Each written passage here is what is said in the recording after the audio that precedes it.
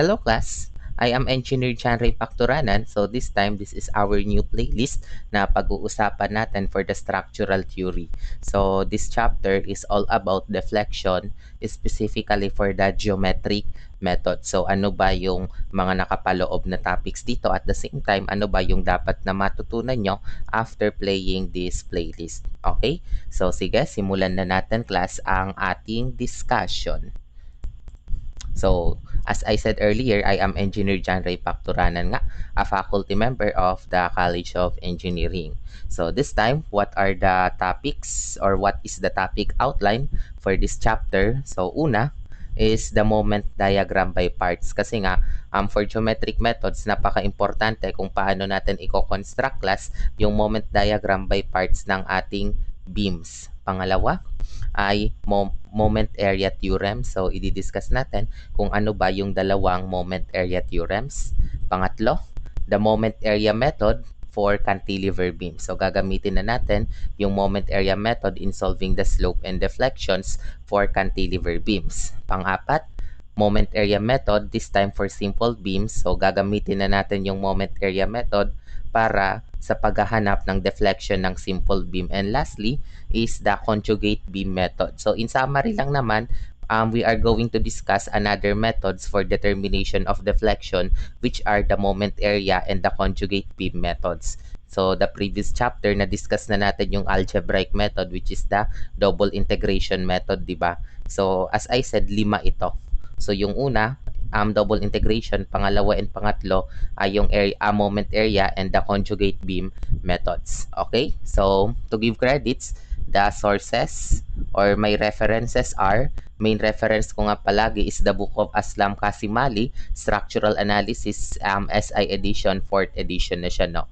Okay? Might as well, another additional references of mine is the book of Kenneth M. Litt and others, Fundamentals of Structural Analysis, and the book of Russell Hibeler, Structural Analysis, 9th edition. So, those are my 3 major reference books. However, any reference book for structural analysis will work naman kasi so far nagkakapare-parehas din lang naman sila ng mga contents. Okay?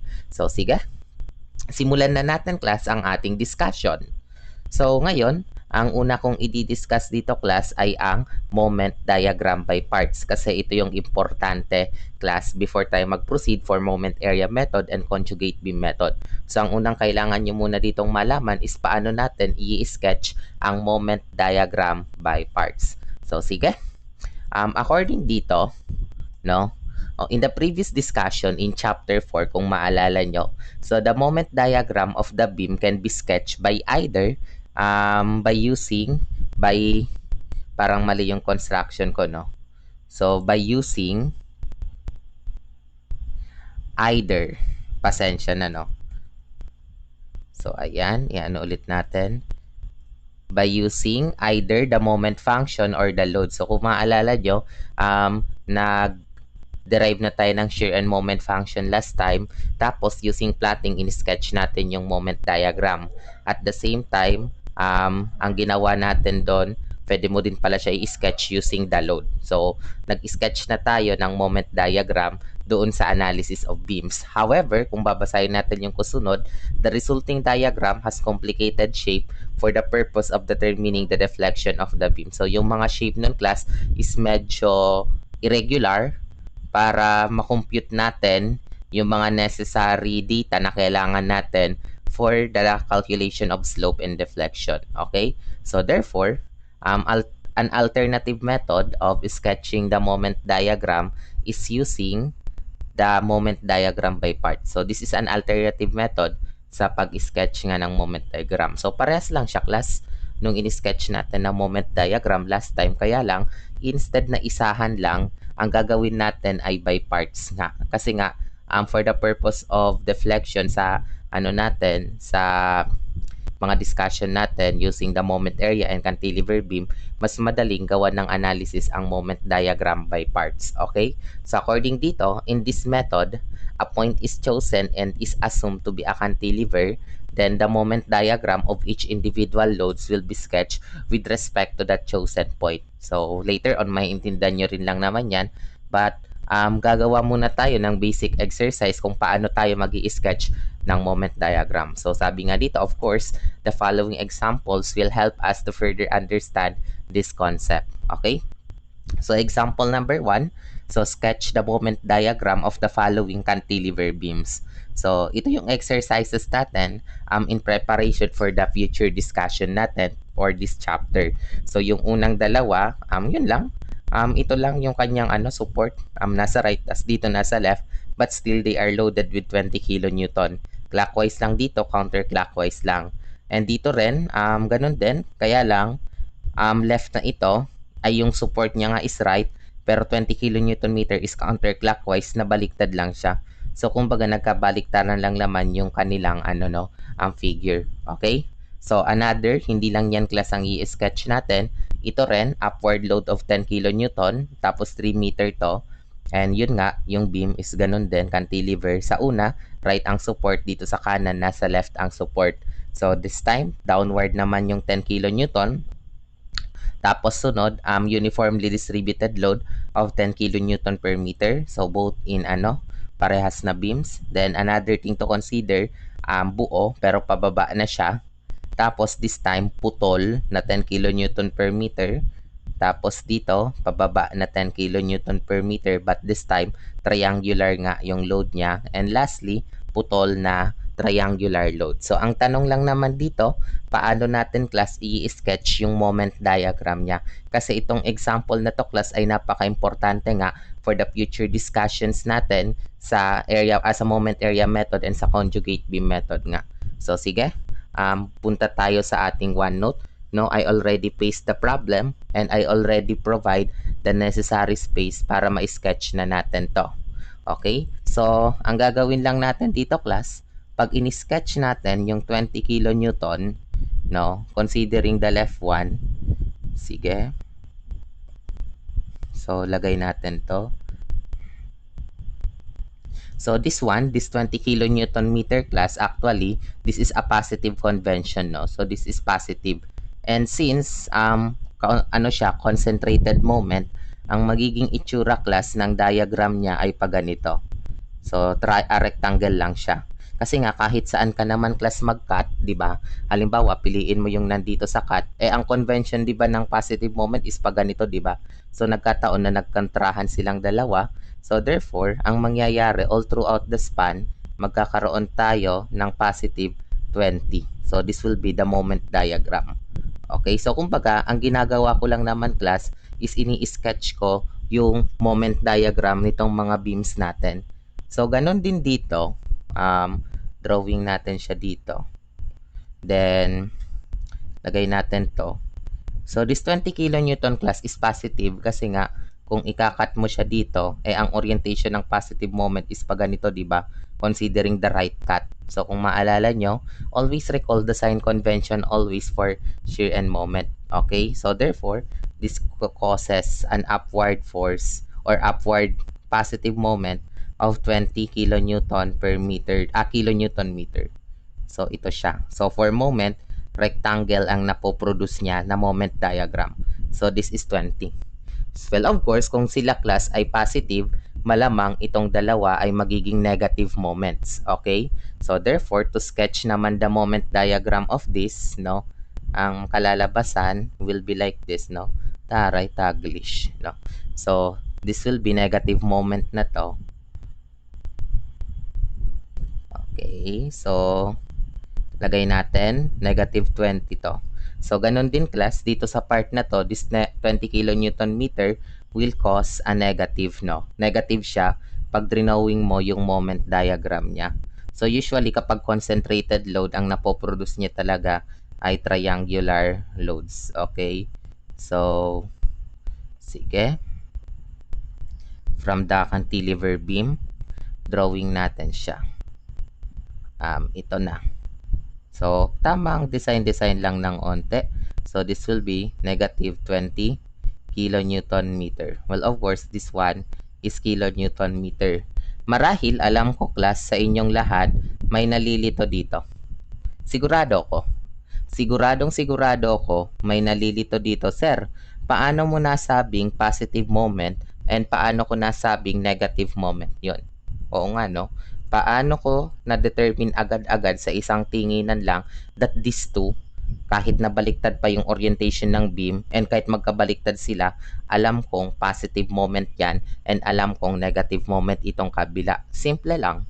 Kung maalala nyo class from chapter 4, yung convention natin ng positive moment, 'di ba dapat pinapasmile niya yung ating beam. So halimbawa, ito yung ating beam, 'di ba? So dapat umismile siya. So yan naman. So therefore, para mag-smile, isipin nyo, dapat dito sa kabila is clockwise and dito sa kanan is counterclockwise. Tama ba? So pag kinat ko siya dito, oh, halimbawa ito yung ating fixed support, itong point na to. So kung titingnan nyo dito, kung ito yung fixed support, magre-reflect siya dito. Ito yung fixed support niya class. And this time is 20 kilonewton meter. So 'di ba, kung nasa kaliwa yung ating load, nasa kaliwa ng cantilever support, nasa kaliwa ng fixed support, ang mangyayari, magiging positive siya kasi nga ipapasmile niya. So ganun din dito. This 20 kilonewton meter is a positive nga kasi nga kung titingnan nyo, considering na nasa gawing kanan na siya, which is ito na siya, right end, 'di ba? Nasa right end na siya. So the counterclockwise is positive dahil pinasmile niya yung moment. However, on contrary nga naman, kapag negative moment, alam nyo naman na nagiging sad siya. Dito class, maraming nalilito sa pag-sketch ng moment diagram by parts kapag mga concentrated moment. So I hope hindi kayo dito nalilito. So sa negative moment, malamang kabaliktaran.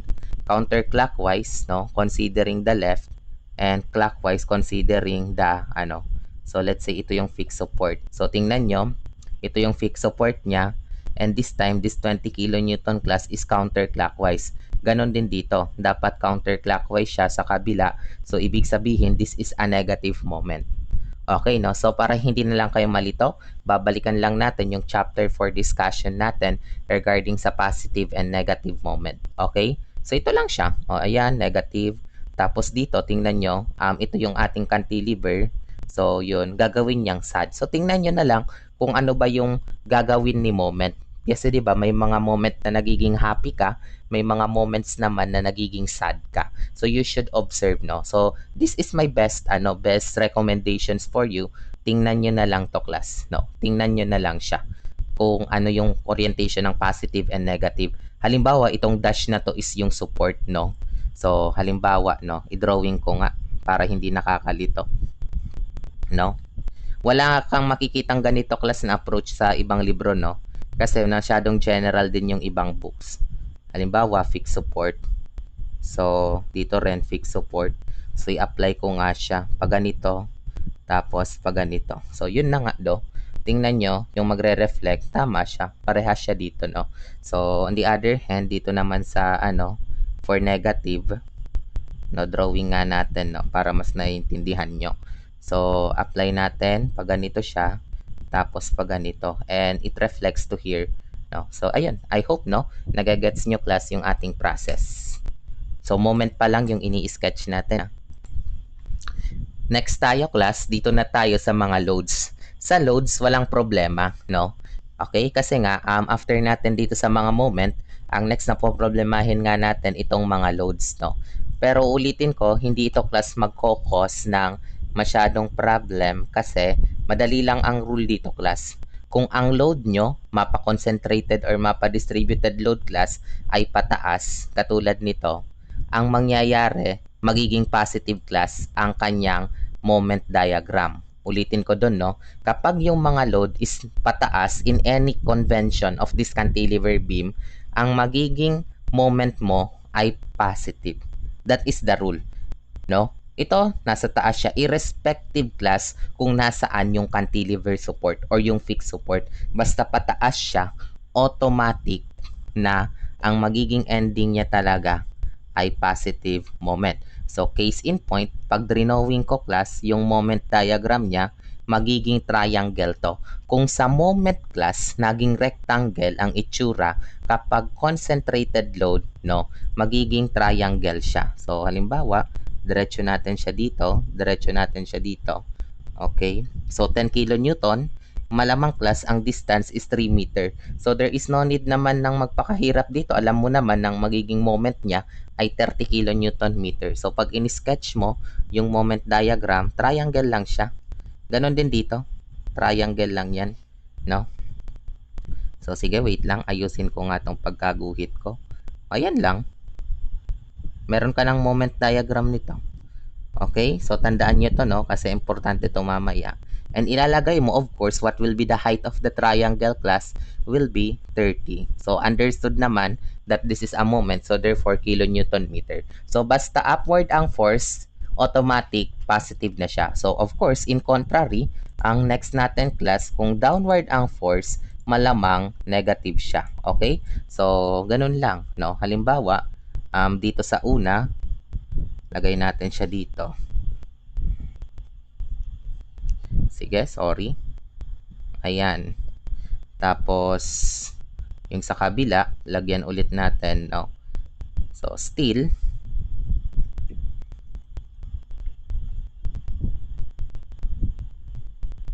ayan siya. So, still class, ang kailangan mong malaman is ano yung makikreate na bending moment ni 10 kilonewton. Well, of course, 10 times 3, kung ano yung magiging moment niya doon sa fixed support is still 30. And yung mapoproduce niya class na moment diagram must be a triangular. So, napaka-importante nito. Okay? But still, since pababa na siya ngayon, this will be negative 30. So, ganon din dito, irrespective nga class, kung ano yung itsura ng cantilever natin, basta kapag ang force ay pababa, matic, negative na siya. So, this will be the moment for this one. Okay? So, this is negative 30. Ayan, na-drawing na natin. So, next tayo ay distributed load. No, distributed load ng pag-uusapan natin. Sa pagkakataong ito, no, ang process pa rin class ay parehas, no. Ido-drawing mo pa rin yung moment diagram and kung ano yung magiging height ng moment is yung simple, yung makikreate nga na bending moment ng load natin. Halimbawa, since upward ito, di ba nga sabi ko kapag upward, automatic positive na ang moment irrespective kung saan siya nalulugar, no. So, kung nasa left ba siya or nasa right ni cantilever support. Okay? So, drawing natin. So, this time, 10 times 3, di ba, pag kinompute mo class, yung kanyang concentrated load is 30 kilonewtons. Tapos, automatic this time, 30 kilonewtons. Tama ba? So, ang next na problema mo is dapat malaman mo kung ano yung makikreate talaga na bending moment. Di ba, kung titingnan nyo, malamang the center of gravity of this one is nandito siya. So, this is 1.5 meter. So, ang gagawin mo na lang is 30 times 1.5 automatic 4.5 meter siya class, di ba? So, I hope that is clear, no? 30 times 30 times 1.5, 45 pala. So, ano lang, kung ano yung magiging talagang bending moment sa reaction, automatic na yun, no? So, this time, hindi ito triangle class, but instead, a spandrel of the parabola. So, this will be a spandrel of the parabola. So, di ba nga, parabola naman talaga usually class ang itsura kapag mga distributed load, di ba? So, kung maalala nyo, may discussion tayo nito. Okay. So, lagay lang natin as 45 and 45 dito. So, this will be a second degree. This will be a second degree. Kasi nga, di ba, ito 0 degree. Sa shear diagram, mag-first degree. So, kapag distributed load, second degree. Kapag triangle pala, first degree to, then first degree. Kasi yung degree of curve din is napaka-importante. So, first degree. Yung nandun naman, malamang ang mga rectangles ay 0 degree. So, gaano ba ka-importante itong second degree na to? Ang ibig sabihin nito class, this is a spandrel of the parabola. So, kapag spandrel, mas madaling hanapin yung area niya. Then, automatic, itong point na to, vertex yan. At the same time, itong point na to, vertex to. Okay? So, therefore, ang area lang naman ng spandrel, kung maalala nyo sa inyong geometry, ay 1/3 base times height. Which is later on, wag kang mag-alala, pag-uusapan din natin, class, yung mga areas ng spandrel. But for the meantime, no, basta distributed load, automatic, ang kanyang magiging, itsura, no? Ang magiging itsura niya is a spandrel of the parabola nga. Okay? So I hope that is clear. So yun lang, upward nga siya. And dinidiscuss ko kasi class yung upward simply because hindi ka pa rin ligtas sa bayad utang. Eh di ba sa double integration method may bayad utang approach tayo. So dito meron pa ring bayad utang pero minimal na, hindi na masyadong complicated. So dito downward din lang naman, no? Eh kapag downward, ibig sabihin, negative lang yung moment niya, di ba? So halimbawa, sketch natin, no? Sketch lang natin to ngayon. Tapos, lagay natin yung support. And still, ang mangyayari, no? This is still kapag total 30 kilonewton, tapos dito 30 kilonewton. Di pala na ilagay 3 meters ito, 3 meters. So the moment pa rin will be 45 kilonewton meter. So this will be still a spandrel of the parabola, but still negative 45 na lang. So ayun, meron na tayong itsura dito, negative 45. So next, no? Ang next sa pag-usapan natin class, paano kapag yung ano natin ay putol, no? By the way, no, para hindi tuloy kayo malito, itong mga height dito ay ano lang naman siya class, yung moment lang naman sa cantilever beam, kung ano yung magiging resultant moment, ano yung moment reaction. Okay, no? So, di ba, ang magiging moment reaction dito is negative 45. So, ayan siya. So, this time, paano kapag putol class yung ating beam, no? Paano kapag putol na siya? So, still, magiging madali rin lang naman to. Ang gagawin nyo lang naman, so sketch natin dito sa isang portion. Symmetrical lang naman kasi pinapakita ko both the left and right. Kaya lang, yung iba kasi namong problema na dito. Oh, putol na, sabi mo, no? Mahirap na to. No, madali pa rin to class, no? Hindi to magiging mahirap kung nag-aaral ka. Diba? And besides, theory of structure is one of the easiest subject, no? Diba? Isa sa pinakamadaling subject sa civil engineering. So still, this is 10 kilonewton per meter, but this time, 2 meters na siya. So of course, this will be 20 kilonewtons na lang. Diba? So ito rin ay 20 kilonewtons. Alam ko, yung magiging moment niya dito, class, is magiging 40 kilonewtons. Alam ko yon kasi nga, ang magiging moment arm na niya lang is 2 meters, 'di ba? So 2 meters na lang siya kaya magiging 40 kilonewtons. However, iba yung magiging diskarte class ng pag-i-sketch natin. Ang una nyo munang gagawin class is hahanapin nyo muna yung moment dito sa point kung saan natapos yung distributed load. So, ito, magiging 20 kilonewton times 1 meter to, di ba? Uulitin ko, kailangan nyo munang hanapin kung ilan yung moment sa point kung saan natapos yung distributed load. So, 20 times 1 will be 20 kilonewton. So, ganito ang magiging itsura niyan. So, kailangan mo siyang i-drawing as 20, negative 20. And this is a second degree curve, di ba? Second degree. And lastly, dito sa point na ito, class, kung saan yung cantilever, so 20 times 2, hindi ko na pinapakita yung calculator, no? Kasi ang basic na lang itong pag-moment, 20 times 2 is 40. But instead na magiging parabola siya, class, no? Magiging straight line ito. Uulitin ko, magiging straight line siya. So, gusto ko kasing i-emphasize ang magiging itsura ng moment diagram. Itong una is a spandrel of a parabola. Pero, ito class, simply a rectangle.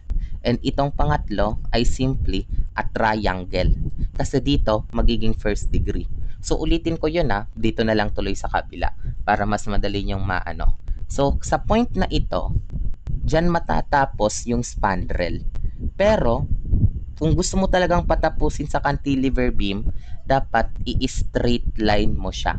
And balik tayo dito, yung magiging moment nga niya is 20 times 1 is 20. I am referring to this, no? Moment niya sa kung saan nagtapos yung distributed load. So, negative 20 yan. Lagay natin as negative 20. And this is a second degree.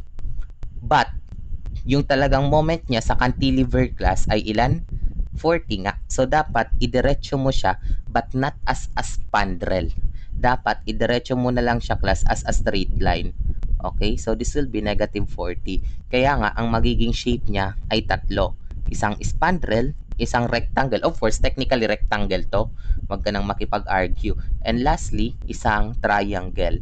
So, kailangan kasi natin ma-identify class yung shape kasi later on, dapat alam natin kung saan yung area o paano kumpitin yung area ng spandrel, which is nasa next discussion, paano kumpitin yung area ng rectangle, and lastly, paano din computein yung area ng triangle. Okay? So I hope that is clear. So lastly, for the triangular load, so paano na natin class may sketch this time, ang ginawa ko na lang ay siya. Ang ginawa ko na lang dito class is pababa na kasi alam niyo naman ang ibig sabihin pag pataas positive lang naman 'yan, di ba? So nandito siya, no? Tapos, drawing natin.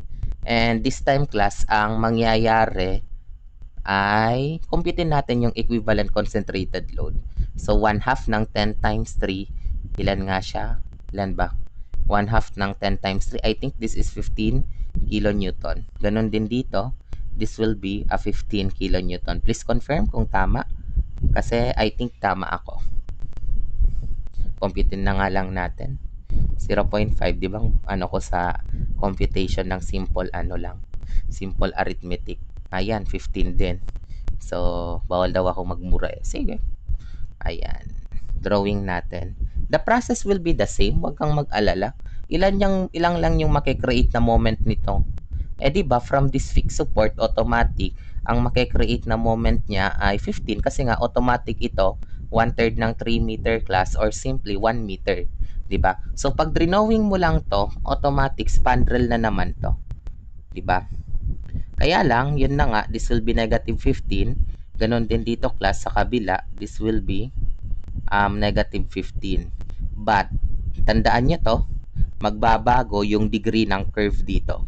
This will be not hindi na 'to magiging second degree, but this time this is a third degree curve.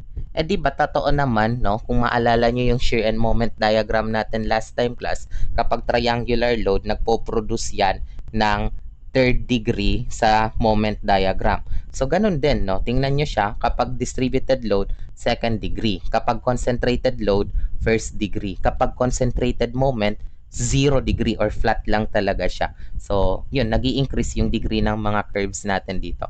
I forgot to label this one as second degree pala, no? Sorry. Yan. So, ito na yung magiging itsura class ng kurbada natin. Ganon din dito, no?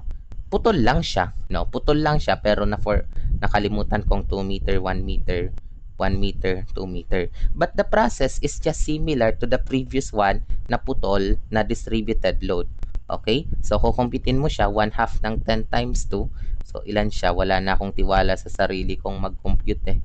1 half ng 10 times 2. This will be 10 kilonewton, no? Lagay ko siya dito. 10 kilonewton. Lagay ko rin siya dito. 10 kilonewton. Okay? So, therefore, wait lang ha. So, dito na putol yung ating triangular load. So, pag ganyan siya, no? At the same time, lagay natin siya dito.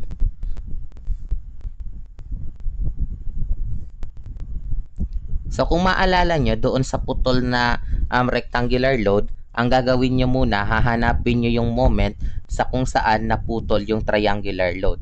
Sa case natin, hahanapin natin dito. Di ba automatic this is 1/3 of 2 meters. So, therefore, ang magiging bending moment niya na lang is 10 tapos 1/3 ng 2. Diba? So, automatic 20/3 siya. Or drawing na nga lang natin yan, magiging ganito siya. Diba? So, this is 20/3. Lagay natin negative 20/3. But do not forget that this will be a third degree curve. Pero, yung talagang moment niya talaga dito is 10. Tapos, yung moment arm niya is 1 plus 1/3 ng 2. Okay? So, I hope nagagets nyo, no? 1/3 siya ng 2 meter. So, 1 plus 1/3 ng 2. So, the moment talaga is 50/3. So, this will be here kapag in-straight line natin to. So, negative 50 over 3. So, ang point lang, automatic, this is a spandrel of the third degree curve. Kaya lang, ito is a rectangle pa rin. And ito nga is a triangle. So, ang point lang kapag putol, instead na ipatuloy mo yung spandrel, dapat straight line na lang to. So, ganun din dito. Similarly, of course, this will be a spandrel. So, mukha mang hindi. Pero lagay natin. Kasi nga, importanteng alam natin yung shape para malaman natin kung saan yung center of gravity niya. Diba? So, this is a spandrel of the third degree curve. Tapos, negative 20 over 3. Pero pag in straight line dapat natin dito, negative 50 over 3. So, pag pinutol natin yan dito, this is the spandrel. This will be the rectangle. And lastly, this will be the triangle part of your diagram. So, ayan, no? Nalaman na natin kung paano nga mag-sketch ng mga moment diagram for these types of cantilever beam. Uulitin ko, this first step is very important, class, dahil dito nakasalalay yung ating knowledge, or dito nakasalalay yung pag-solve natin ng deflection using the moment area method and the conjugate beam method. So the next example will be the application of that one. So katulad nito, i-sketch na natin yung moment diagram by parts nito. So ayan. So I hope nga may naintindihan kayo, class, dito sa ating first video. So yun lang, class. Ingat na lang sa lahat and bye-bye!